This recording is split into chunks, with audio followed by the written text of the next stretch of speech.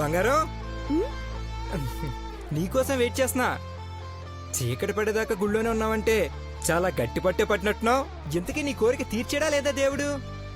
అంతసేపు వేడుకుంటే నీ కోరిక తీర్చాల్సింది దేవుడు కాదు నీ మొగుడే అని సెలవిచ్చాడు. పంతులు గారు చెప్పారా? అయితే ఇంకేముంది, ఓ ముద్దు ముచ్చట దూరంగా ఉండు. టైం లేదు. నువ్వు ఓకే అన్నా అనకపోయినా నేను అనుకున్నది చేస్తాను. నేనేదో చెయ్యాలనుకుంటే టైం లేదని దూరంగా పెడతామేంటి బంగారం? ఆ, ఆ, అదే అదే ఆ, బిడ్డ పుట్టే టైం కూడా దగ్గర పడుతుంది కదా. సర్లే, ఎప్పుడు ఏదోటి చెప్పి తప్పించుకుంటావు కానీ ప్రసాదం పెట్టి తింటా. నేను మింగడానికి మాత్రమే ఇచ్చారు. Too much dear. కొబ్బరి ముక్క కూడా ఇవ్వలేదా? రే, నేను తినడం కాదు, నువ్వే నాకేదైనా తెచ్చిపెట్టాలి. కరెక్ట్, నేను వెళ్ళి జ్యూస్ తీసుకొస్తానే.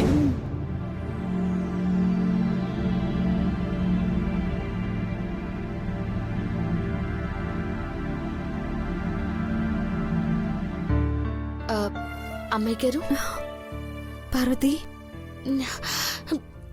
ఇంట్లో వాళ్ళకి చెప్పకుండా దాచిపెడుతుంటే నేనేదో పాపం చేసినట్టు అనిపిస్తోంది.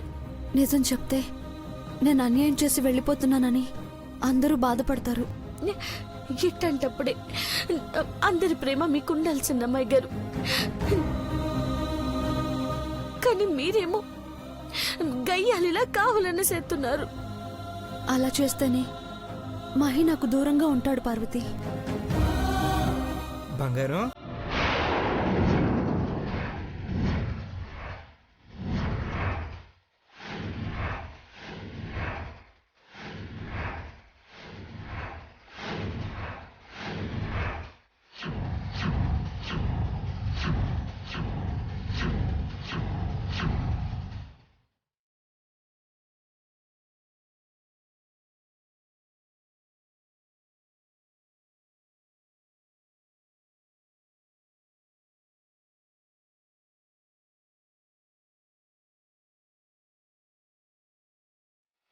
ఏమంటున్నావు బంగారం? అది మహి. చెప్పు, ఏమంటున్నావు? అదే చంద్రబాబు గారు, గిట్టంటప్పుడు చంద్రముఖి ఇంట్లో ఉంటే బాగుండేది. పాపం ఆసుపత్రిలో ఉండాల్సి వచ్చిందని బాధపడుతున్నారు. ఓ, తన గురించా? నేను ఇంకా ఏదో అనుకుని టెన్షన్ పడిపోయాను. తాగేష్. నేను తాకిస్తాను చంద్రబాబు గారు, లేదంటే అమ్మాయి గారు మర్చిపోతారు. కరెక్ట్ వదినా. కావాలంటే ఇంకో గ్లాస్ తీసుకొస్తాను. ఇదే ఎక్కువ అవుతుంది, నువ్వు వెళ్ళు ముందు. Okay darling, take care.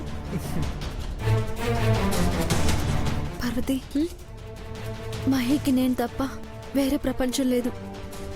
తన జీవితంలో నుండి నేను వెళ్ళిపోయేలోపు చంద్రముఖిని తీసుకురావాలి. తన మెళ్ళో మహి చేత తాళి కట్టించాలి. నువ్వు సాయం చేస్తేనే అవుతుంది. మాట ఇవ్వు పార్వతి.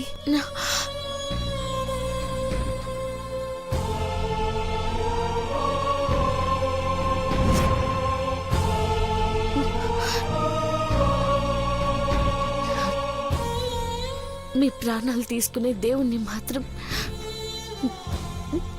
ఈ పెళ్లికొచ్చి ఆశీర్వదించమని నేను అడగను అమ్మాయి గారు.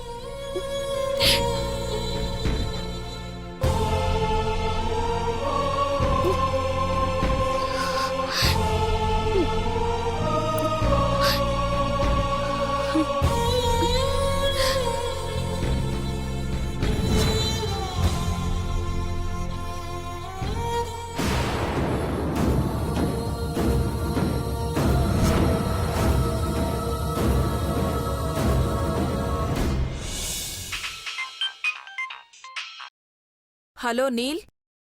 ఆంటీ, ఇక్కడ నాకు పనవ్వలేదు. ఈరోజు నేను రాకపోవచ్చు. రెండో రోజే ఫుల్ స్టాప్ పెట్టావనుకుంటుందయ్యా అది. ఆ ఆలోచన రాకుండా మీరు చేయాలంటీ. అందుకే నేను మీకు కాల్ చేశాను. అయితే నేనే దాన్ని దడదడలాడించమంటావు అంతేనా? ఆంటీ, ఇక మీరు ప్రొసీడ్ అవ్వండి. మీరు కుమ్మేస్తారో దాన్ని పావలాకి అమ్మేస్తారో ఇక మీ ఇష్టం. చాలు, ఈ మాత్రం ఫ్రీడమ్ ఇస్తే చాలు. చెలరేగిపోతాను. నువ్వు లైన్లో ఉండు. హలో నీల్, చెప్పు చెప్పు, వినిపిస్తోంది. Okay okay, అడుగుతానుండు. నీలమ్మా, మల్లెపూలు ఎన్ని మూరలు కావాలి, కనకాంబరాలు ఎన్ని మూరలు కావాలో అడుగుతున్నాడు. ఎవడు? నీ మొగుడు. ఆంటీ, నీ మొగుడు కాకపోతే నా మొగుడు నీకు పూలెందుకు తీసుకొస్తాడే కొండగొర్రే? నేను గొర్రెనైతే నువ్వు బర్రెవే. నువ్వు నెక్స్ట్ ఏమవుతావో తర్వాత చెప్తారు గాని ఒకసారి ఫోన్ మాట్లాడు. ఏయ్, ఏంట్రా పువ్వులు తెస్తావా నాకు? Yes my dear darling, night అయిపోయింది కదా. నువ్వు ముందు ఇంటికి రారా. తప్పించుకొని పారిపోయావు కదా. ఇక్కడుండుంటే నీ సంగతి తెలిసేదాన్ని. ఈ కోపాన్ని నువ్వు బెడ్ మీద చూపించమ్మా, చాలా రొమాంటిక్ గా ఉంటుంది. రే రే, ఏదో నిన్ను ఏం చేయి. ఏయ్ ఆగో, అరవకే జింగిడి. హలో నీల్, ఛీ! ఇది ఇలాగే మొత్తుకుంటుంది గాని నువ్వు ఒక బుట్టెడు పూలు మిక్స్ చేసుకుని తీసుకురా. ఓకే ఆంటీ, నాకు అర్థమైంది. అలాగే వచ్చేటప్పుడు జంక్షన్ లో సుబ్బయ్య స్వీట్ షాప్ లో అరకిలో హల్వా పట్రా. రాత్రంతా స్వీట్లు తినాలి కదా. అలాగే ఆంటీ, నేనుంటాను. వీలైనంత తొందరగా వచ్చేస్తాను, సరేనా? ఓకే ఓకే, అలాగే నేను మేనేజ్ చేస్తాను. బాయ్. ఏయ్ చీపురు, వాణ్ణి నువ్వే ఎంకరేజ్ చేస్తున్నావు కదా.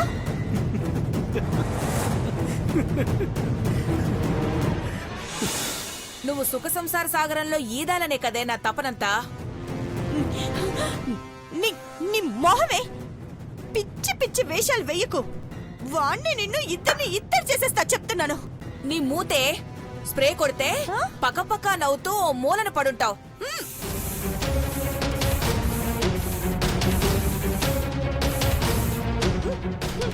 నువ్వు స్ప్రే కొడతావని నేను పీల్చుకోకుండా ఇలా క్లాత్ అడ్డు పెట్టుకుని నా జాగ్రత్తలో నేనున్నాను చిప్రు. పిచ్చి పిచ్చి నాటకాలు ఆడుతున్నావు. ఏయ్ ఎక్కడికే? రూమ్ లోకి వెళ్ళను, నేను బయటే ఉంటాను. అసలు ఈ రోజు నీ పడుకొని కళ్ళిలా ఇలా తెరిచే కూర్చుంటాను. అవునా, వెళ్ళు వెళ్ళు. ఎలాగూ ఈ ఇంటికి ఎవరో ఒకళ్ళు కాపలా ఉండాలి కదా. వాచ్మెన్ డ్యూటీ నువ్వు చేయలే. నిన్ను నా తెలివి ముందు నువ్వేంటే ఉప్మా ఉప్మా ఉప్మా దానివే నువ్వు. నీకు ట్యూషన్ చెప్పిందే నేనే. హనుమంతుడు ముందు కుప్పిగంతులా. నీకు ఎలా జలక్కివ్వాలో నాకు బాగా తెలుసు.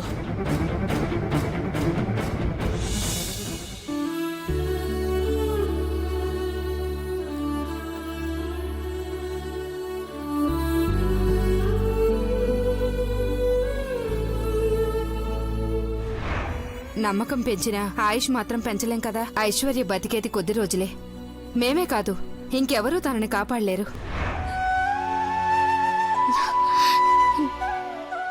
చెప్పలేని నిజం, గుండెలు తట్టుకోలేని పచ్చి నిజం. మీరెట్టా తట్టుకుంటున్నారమ్మాయి గారు? ఇప్పుడు నన్నెవ్వరికీ చెప్పొద్దన్నారు. నాకు సేతనవుతుందా? బిడ్డను మొయ్యగలను కాని నా తోటి కోడలు మా అక్క ఎక్కువ కాలం బతుకుతూ ఉన్న నిజాన్ని గుండెల్లో నేను మోయగలనా? మోయలేను.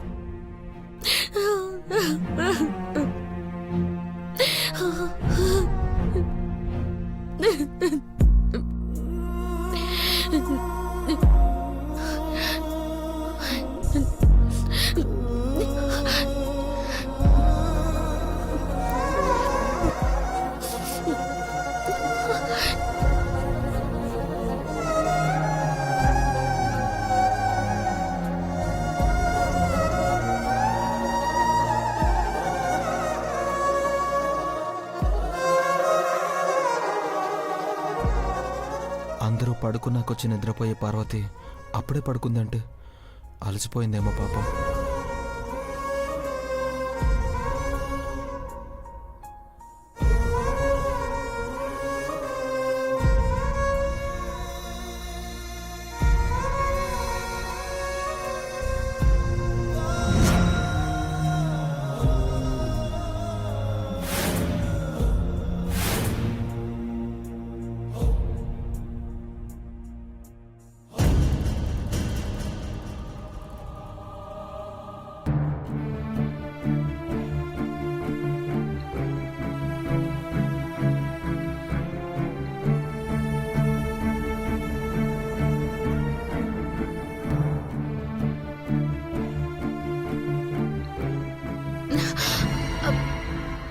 పార్వతి పెద్దబాబు గారు పార్వతి కదలకు పార్వతి కాలికి కూడా దెబ్బ తగిలింది నువ్వు గమనించలేదు. ఆ, దెబ్బ తగిలినట్టు అనిపించలేదు పెద్దబాబు గారు. నీకు తెలియని గాయాలు నాకు తెలిసిపోతుంటాయి పార్వతి. చిన్న గాయమే కదా పెద్దబాబు గారు. నీకు ముళ్ళు గుచ్చుకున్నా నేను విలవిల్లాడిపోతాను పార్వతి.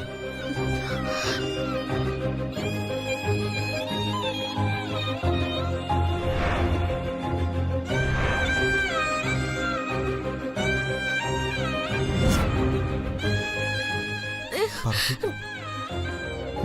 పార్వతి పార్వతి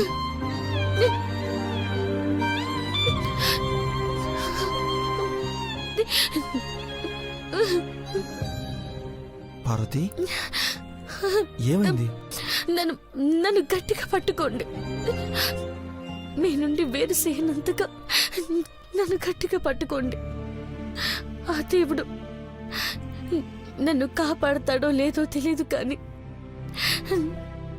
మీ దగ్గర నేనుంటే నాకు హాని చేయడం ఎవరికి చేత కాదు. ఎవరెన్ని కుట్రలు చేసినా నా పార్వతికి ఏమీ కాదు. ఎందుకంటే నీ ప్రాణం నాలో ఉంది. నువ్వు భయపడకుండా చెప్పు పార్వతి, ఏం జరిగింది? అమ్మ వాళ్ళ దగ్గర నువ్వు అబద్ధం చెప్పావని నాకు తెలుసు. నిజమేంటో చెప్పు. పెద్దబాబు గారు, అవును పార్వతి, నా పార్వతి నా గుండెల్లో ఉన్నా నీ గుండెల్లో ఉన్న నిజమేంటో చెప్పు. నీ కళ్ళు చూస్తేనే తెలిసిపోతుంది నువ్వు భయపడుతున్నావని బాధపడుతున్నావని. ఎలా చెప్పాలో తెలియక నీలో నువ్వు కుమిలిపోతున్నావని. ఏం చెప్పమంటారు పెద్దబాబు గారు? ఐశ్వర్య అమ్మాయి గారు మనందరినీ ఉక్కేసి వెళ్ళిపోతున్నారని చెప్పన. నా ప్రాణాలు తీయాలనుకున్న దుర్మార్గులు ఎప్పుడు ఏం చేస్తారో అని భయపడుతున్నానని చెప్పన. ఏం చెప్పను? పార్వతి, ముందు చెప్పు. నా దేవుడు నన్ను బాధ పెట్టాడు అనుకుంటున్నాను. సరే పార్, నీ ఇష్టం. పడుకో పడుకో.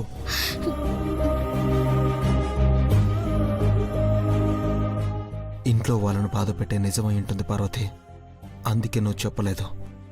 కానీ నిన్ను కాపాడుకోవడానికి నేను ఏం చెయ్యాలో నాకు బాగా తెలుసు పార్వతి. ఏం ఆలోచిస్తున్నారు పెద్దబాబు గారు? ఏం లేదు పార్వతి. భార్య భర్తలన్నాక కష్ట సుఖాలు పంచుకుంటారు. కానీ నేను మీతో నిజం పంచుకోకుండా ఉన్నానని మీరు బాధపడుతున్నారా? బాధ భారం తగ్గేలా ఉంటే నువ్వే నాతో చెప్పేదానివి పార్వతి. చెప్తే అది ఇంకా ఆందోళన పెంచుతుందని నీకు అనిపిస్తే నువ్వు చెప్పవని నాకు తెలుసు. దాని గురించి ఆలోచించకు పార్వతి. పడుకో, ఆలోచించుకో.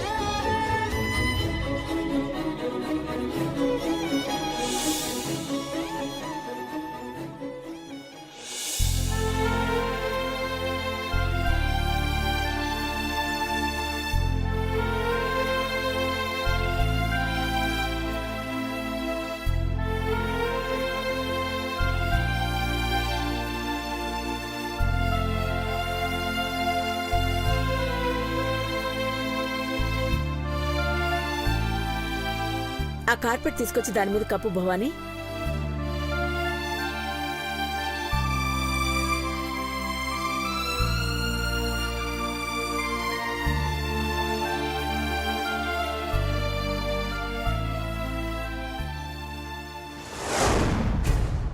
అన్ని తలుపుల దగ్గర ఇలా ఎందుకు చేయించావక్కా?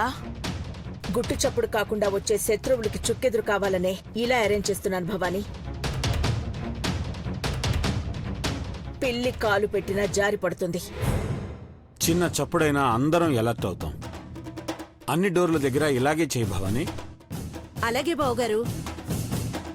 బావుగారు, మీరేంటి దుప్పటి పిల్లో తీసుకొచ్చారు? మీరందరూ ప్రశాంతంగా నిద్రపోండి, మేము కాపలా ఉంటాం. అందుకే దిండు దుప్పటి తీసుకొచ్చారు. పట్టుపరుపుల మీద ప్రశాంతంగా పడుకునే నువ్వు మా అందరి కోసం ఎంత కష్టపడుతున్నావక్కా. ఇది నా బాధ్యత భవాని. అన్ని తలుపులకి గొళ్ళాలు పెట్టేసే. అక్క, బయట నీలమ్మరుందక్కా, లోపలికి రమ్మని చెప్పు. బయట ఉండి ఆపద తలపెట్టాలని చూస్తే ప్రాణం పోతుందని హెచ్చరించు. వెళ్ళు.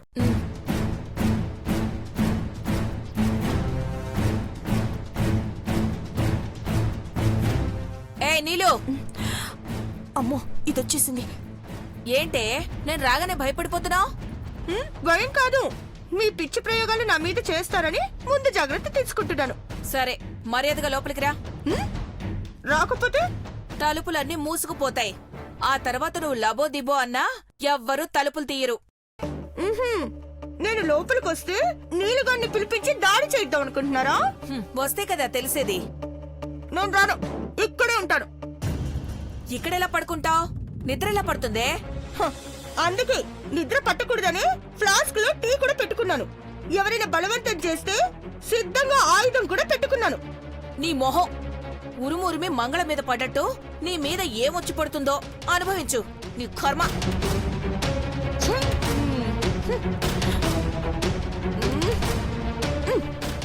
గదిలో పడి నలిగిపోవడం కన్నా ఇక్కడ నేను హాయిగా సేఫ్ గా ఉంటాను, ఎన్ని కష్టాలు వచ్చినా.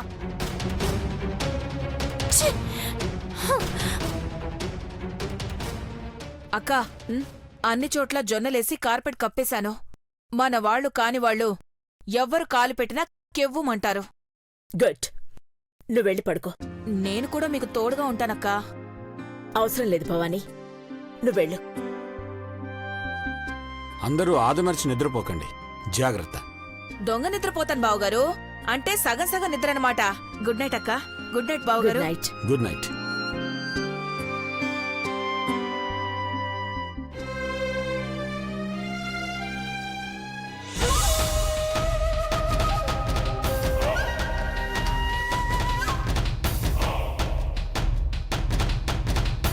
తలుపులన్నీ గడియబెట్టినారనుకుంటా. భద్రంగా ఉన్నారంటే మనమంటే భయమైనా ఉండాలా, లేదంటే జాగ్రత్త అయినా పడి ఉండాలా.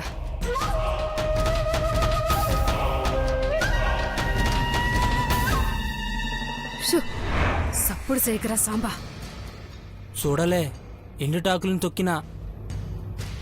సందమామ కూడా జరిగే దారుణం చూడలేక మెల్లగా మబ్బుల సాటికి పోవాలా. ఈయాల ఈ ఇంట్లో ఒకరు తగ్గిపోవాలా. ఈ దెబ్బతో మన పగ తీరాలిరా సాంబా. పద వెళ్దాం.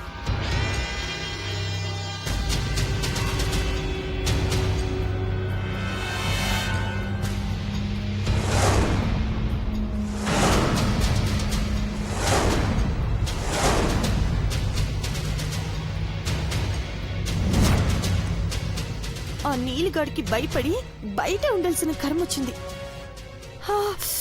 చలి కూడా ఎక్కువగానే ఉంది.